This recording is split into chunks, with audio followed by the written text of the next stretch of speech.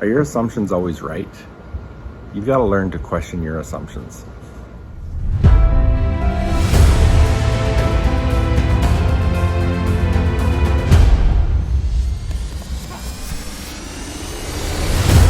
Hey, welcome back. Jeff Heggie, Daily Success Strategies. Thanks for being with me today.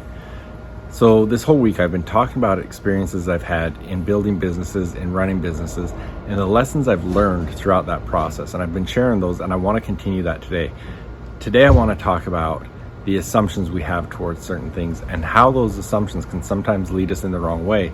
And by questioning our assumptions, it might lead us in a better direction. But first of all, first things first, we do this every Friday.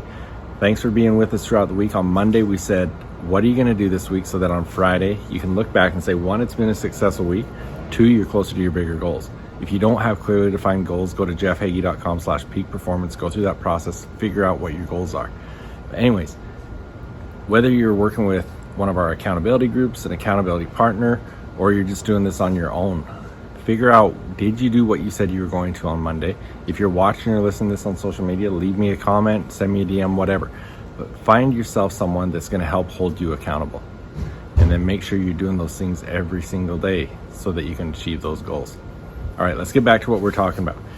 So I want to share a story that will kind of explain what I mean by this.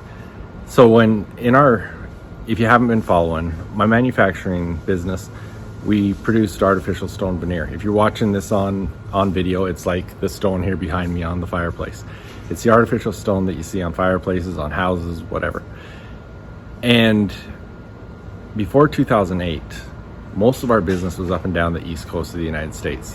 When everything crashed in 08, 09, that got shut down. The market changed overnight, it seemed. But anyways, at that point, we had to pivot. We had to decide how we were going to move forward. And one of the things that we decided to do was we were going to open some of our own retail locations. And we started out with some retail locations in Canada. But the first thing we looked at was, okay, with our product, can we really justify opening a retail location and only having our product in it? What if someone comes in and they say, you know what, I like it, but it's not what I want? They're going to leave and we're never going to see them again. So I started looking at other options of what can we bring in. Well, we brought in natural stone, we brought in brick, we brought in stucco.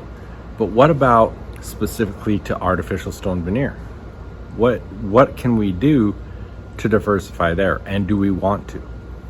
Well, the first assumption was everyone else would be considered our competitor. So how could we bring in other product? It's really not going to work because, if I went to any of the other businesses, they're going to say, well, you're our competitor. Why are we going to sell to you? Why are we going to help you out? And, what are you trying to pull? That would be the assumption. But I put that assumption to the test, and I went to our competitors. And I went to them and said, we're opening our own retail locations, and we want to bring your product in. And there was some questions at the beginning. What are you trying to pull something here? What's the whole situation?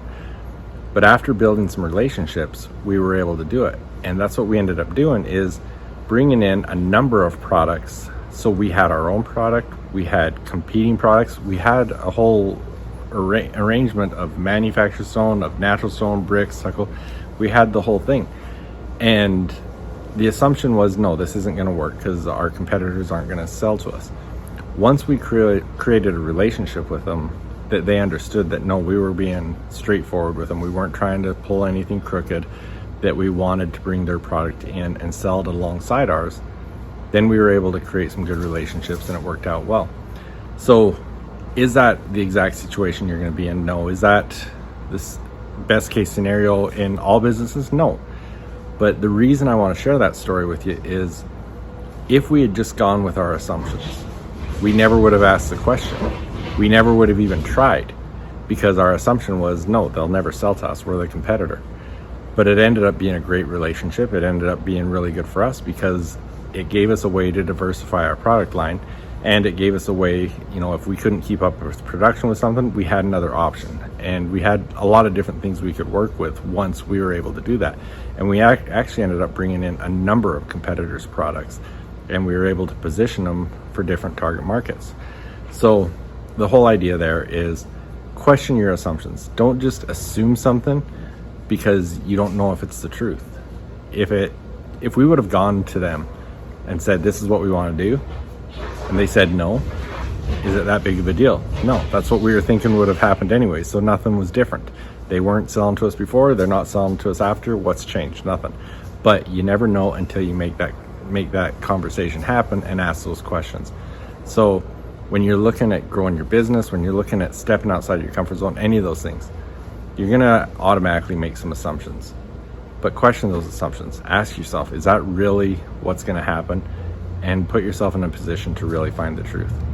So thank you for being with us this week. It's been a great week. Please go out and share this with someone. One of the conversations that I've had a lot this week is people talking about prioritizing their schedules and their tasks and everything and really getting a handle on that.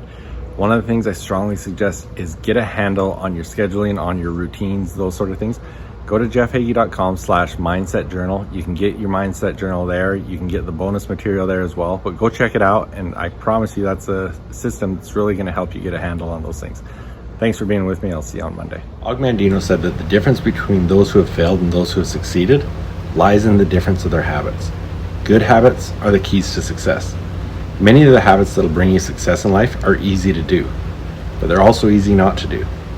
I developed the Mindset Journal so that I could easily implement powerful success habits into my daily routine.